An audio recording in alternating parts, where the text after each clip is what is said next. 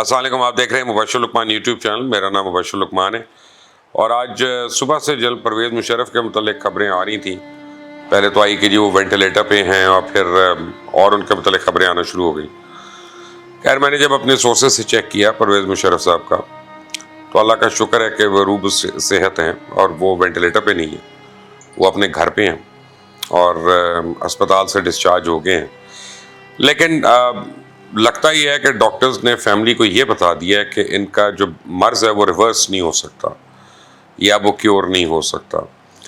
تو اب میں اپنے اندازے سے اب ایک بات بتا رہا ہوں، یہ ڈاکٹر سے میری بات نہیں ہوئی کہ اب وہ پین مینیج کر رہی ہیں ان کی اس وقت صرف. اور جو میری ان کے قریب لوگوں سے بات ہوئی جنرل مشرف کے، تو ان کے مطابق ڈاکٹرز نے کہا تھا آپ اسپتال میں رکھیں گھر میں رکھیں ایک ہی بات ہے. تو اب وہ فیملی والے ان کو گھر لے گئے ہوئے. اللہ تعالیٰ معجزہ دکھائے، کوئی صحت مل جائے، اچھی چیز ہے.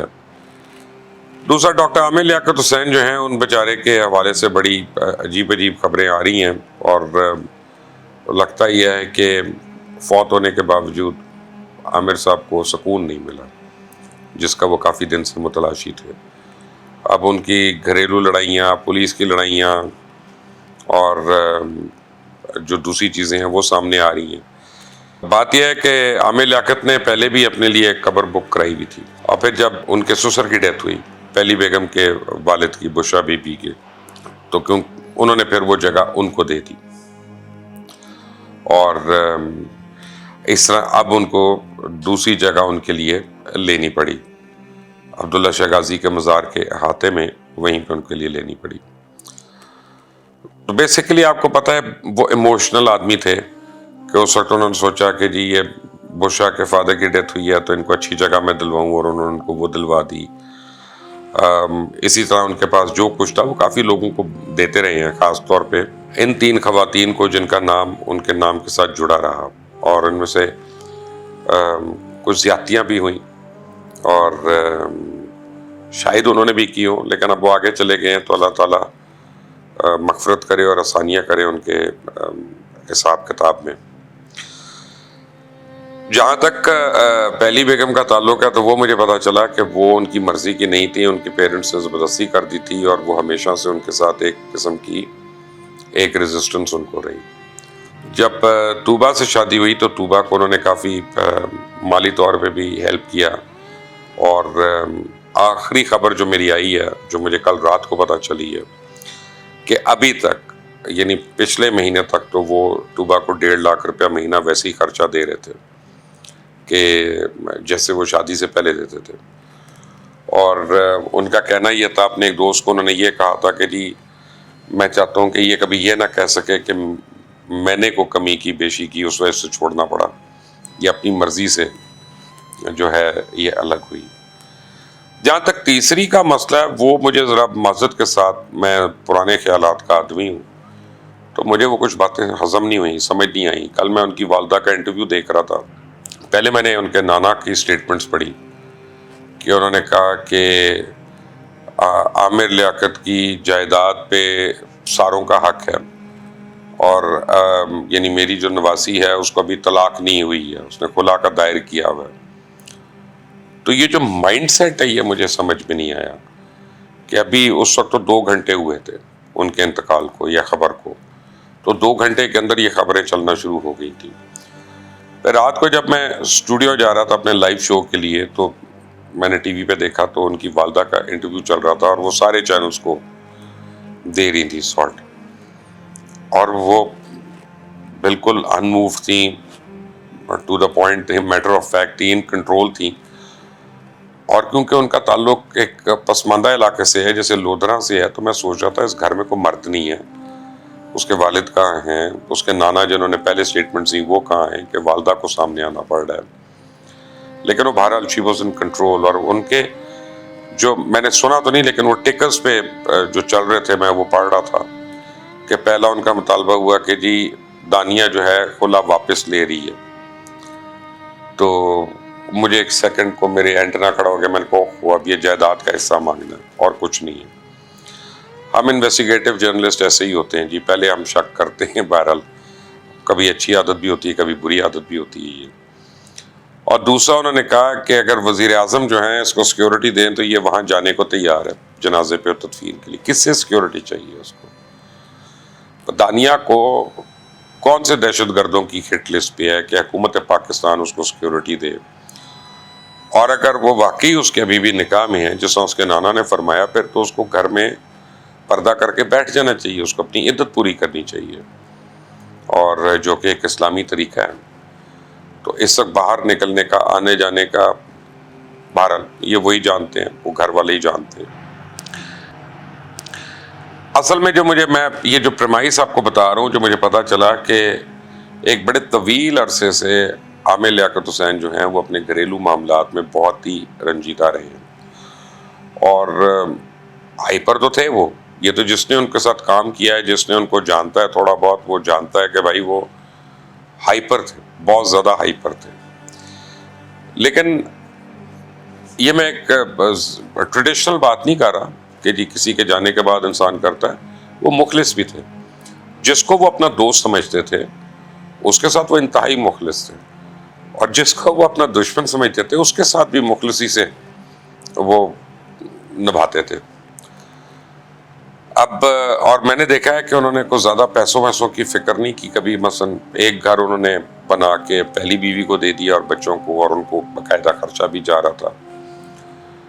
جو کل مجھے ایک انکنفرم رپورٹ آئی ہے رات کو کہ جو انہوں نے نیا گھر ایک بنایا تھا، کافی بڑا گھر بنایا تھا، وہ غالباً انہوں نے دوسری بیوی کو دے دیا، اور یہ اپنے آبائی گھر میں تھے، اپنے والد کے گھر میں، اور یہاں پہ بہت ڈپریس تھے کافی دنوں سے وہ. تو ان کو ہر کمرے میں ان کو یہ لگتا تھا کہ کسی کی یاد آ رہی ہے، والدہ کی یاد آ رہی ہے، والد کی یاد آ رہی ہے. تو بقول ان کے ایک دوست کے جس سے میری بات تھی، انہوں نے گھر کو گرانا شروع کر دیا، توڑنا شروع کر دیا، اور کہا کہ میں اب اس کی جگہ نیا بناؤں گا یا یہ رینوویٹ کروں گا. اور وہاں کافی کام ہو رہا تھا اس گھر میں. تو جس کمرے کی آپ لوگ ویڈیو دیکھتے رہے، ہم لوگ ویڈیو دیکھتے رہے کہ جہاں پہ ان کا جسد خاکی ملا، بیسیکلی وہ کمرہ کوئی بیڈ روم نہیں تھا، وہ ایک ایڈجوائننگ روم تھا گارڈ روم کے، کہ جہاں پہ سی سی ٹی وی کیمراز کا کمپیوٹر لگا ہوا تھا، کنٹرول لگا ہوا تھا، اور وہ وہاں پہ یعنی کبھی کوئی گارڈ بیٹھا ہوتا ہوگا، اور اسی کی چارپائی پڑی ہوئی تھی وہاں پہ جس پہ وہ سوئے ہیں رات کو. جس بات کی مجھے حیرانی ہو رہی ہے وہ یہ ہے کہ ان کی فیملی ایڈمنٹ ہے کہ ہم نے پوسٹ مارٹم نہیں ہونے دینا. آج پولیس کا اور چیپا والوں کا بھی آپس میں تو میں یہ پولیس نے کہا کہ آپ نے لاش کسی کے حوالے نہیں کرنی. تو ان کی بیٹی جو ہے عامر لیاقت صاحب کی، وہ کورٹ میں چلی گئی، اور کورٹ نے پولیس کو کہا کہ بھئی آپ ایکسٹرنل معائنہ کر لیں باڈی کا، اور اگر آپ کو کوئی شک نہیں ہے تو پھر آپ ورثاء کو ہینڈ اوور کر دیں. پھر وہ ہو گیا. اس کے بعد ہی انہوں نے عصر کا ٹائم دیا جنازے کا. اب عامر لیاقت حسین کے گھر میں یو پی ایس کا نہ ہونا بڑی حیرانی کی بات ہے. جنریٹر کا ہونا جو کمرے کے اندر لگا ہو، یہ مجھے سمجھ ہی نہیں آ رہا ابھی تک. جب سے میں نے یہ خبر سنی ہے تب سے مجھے ابھی تک یہ بات سمجھ میں نہیں آئی کہ کمرے کے اندر جنریٹر کون لگاتا ہے. خاص طور پہ اگر کوئی جنریٹر لگاتا ہے اے سی چلانے کے لیے تو وہ آدمی سکون کی نیند سونا چاہ رہا ہے، اور اگر جنریٹر میں کمرے کے باہر بھی لگا ہو تو آدمی سو نہیں سکتا، کجا اس کا کہ وہ کمرے کے اندر لگا ہو. اب پھر کتنی دیر وہ جنریٹر چلا ہے؟ وہ اس وقت یعنی رات کو کراچی شہر میں یا اس علاقے میں کتنے گھنٹے کی لوڈ شیڈنگ ہوئی ہے کہ اس کے فیومز جو ہیں وہ ایکیومولیٹ ہوتے گئے ہیں اندر، اور وینٹیلیشن کوئی نہیں ہوئی، اور اس میں یہ ہو گیا. پھر دوسری طرف ملازموں کا بیان ہے کہ جی پوری رات وہ چیخیں مارتے رہے کہ میں مر جاؤں گا، میں مارا جاؤں گا، میں یہ ہو جائے گا. وہ کس سے یہ بات کر رہے تھے اور کیوں یہ بات کر رہے تھے؟ تو اس کی بھی تحقیق ہونی چاہیے کہ ملازمین نے اس وقت کیوں نہیں 1122 کو فون کر لیا، یا انہوں نے پولیس کو انفارم کیا، یا کوئی اور بات. اچھا، صبح کو جب وہ ایک ملازم کا میں نے بیان پڑھا ہے کہ جب گھر والوں کو انہوں نے فون کیا تو انہوں نے کہا نہیں، پہلے پولیس والوں کو فون کرو، اور پولیس والے آئیں گے، وہ حساب کریں گے، اس کے بعد ہم آئیں گے. تو سارے اتنا دور دور کیوں تھے اس چیز سے؟ اب دو چیزیں امپورٹنٹ ہے. ڈرائیور نے کہا کہ جی اسلام آباد جانا تھا تو میں تو صبح آیا تاکہ میں نے گاڑی میں فیول وغیرہ پڑوانا تھا. گھر میں کنسٹرکشن اور رینوویشن ہو رہی تھی تو کہا یہ جا رہا ہے کہ کافی پیسہ انہوں نے کیش جو ہے گھر میں رکھا ہوا تھا وہ سیمنٹ کے لیے اور سریے کے لیے اور مزدوروں کو اور ٹھیکیداروں کو دینے کے لیے. تو اس رقم کا کہیں پہ ذکر نہیں ہے. وہ کہاں پہ غائب ہو گئی, وہ کہاں پہ چلی گئی؟ اب یہ تو وہی آدمی کو بتا سکتا ہے کہ جو کراچی کا ہو, ان کے گھر والا ہو یا ہمسایہ ہو, کہ وہ تصدیق کرے ان باتوں کی یا ان کو ڈینائی کرے کہ ایسا نہیں ہوا.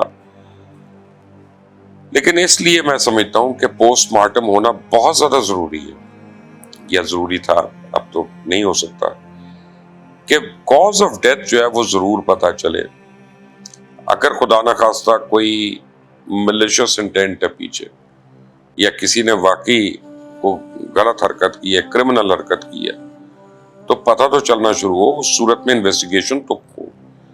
پولیس کن بیسس پہ جو ہے وہ بار بار کہتی رہی کہ لاش کو کسی کے حوالے نہ کرو, پہلے ہم نے اس کو پوسٹ مارٹم کرانا ہی ہے. وہ ایک وجہ تو مجھے بچوں کی سمجھ آتی ہے کہ انہوں نے منع کیا ہوگا, انہوں نے کہا ہوگا یار کوئی ایسی ویسی چیز نہ نکل آئے, تو ہمارا باپ اب چلا گیا تو جاتے جاتے ہی بھی ہم اس کی سبکی میں ایڈیشن کروا دیں کہ کوئی کہہ دے کہ جی یہ انہوں نے کچھ سوٹا لگایا ہوا تھا, کیا کیا ہوا تھا, یہ اوور ڈوز ہے, یہ وہ, جو کہ واٹس ایپ پہ باتیں ہوتی رہیں.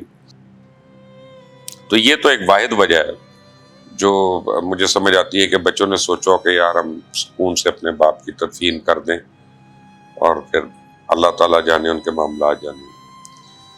لیکن ایک بات طے ہے کہ عامر لیاقت حسین قسمہ پرسی کے حال میں گئے ہیں. وہ کچھ سکھی یا آسودگی کی صورت میں نہیں گئے.